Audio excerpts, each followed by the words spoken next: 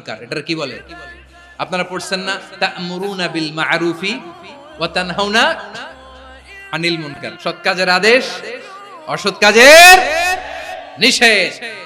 মুনকার, মুনকার হচ্ছে মানুষের স্বাভাবিক বিবেকবোধ যেটাকে খারাপ বলে, ওইটাই মুনকার।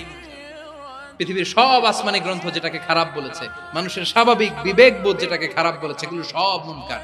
যেমন ইফতিজিং, এটা কি ভালো না খারাপ?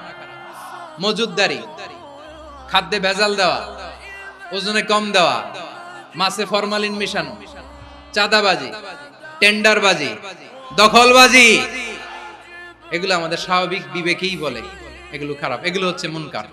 আল্লাহ তাআলা এই মুনকার থেকে আমাদেরকে বেঁচে থাকতে বলেন, আর শয়তান এই মুনকারের প্রতি আমাদেরকে উদ্বুদ্ধ করে।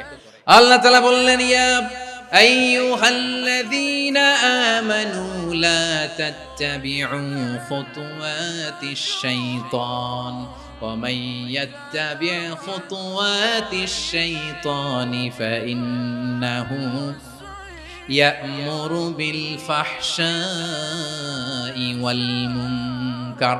আল্লাহ বললেন, আমার গোলামেরা শোনো শোনো, ও আমার বিশ্বাসী বান্দারা খবরদার, তোমরা কশিনকালেও শয়তানের পদাঙ্ক অনুসরণ করবে না, কারণ শয়তান তোমাদেরকে অশ্লীলতা এবং মন্দ কাজের দিকে উদ্বুদ্ধ করে।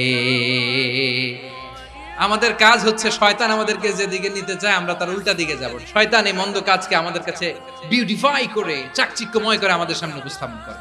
এজন্য আল্লাহ বলেন, মুনকারকে থামাতে হবে, মুনকার প্রতিরোধ করতে হবে। মুনকার প্রতিরোধের দায়িত্ব শুধু আমাদের নাকি? শুধু আপনার খতিব সাহেবের, ইমাম সাহেবের, নাকি মুসলিম উম্মার সবার? আওয়াজ করে বলুন, মুনকার অসৎ কাজ প্রতিরোধের দায়িত্ব কার?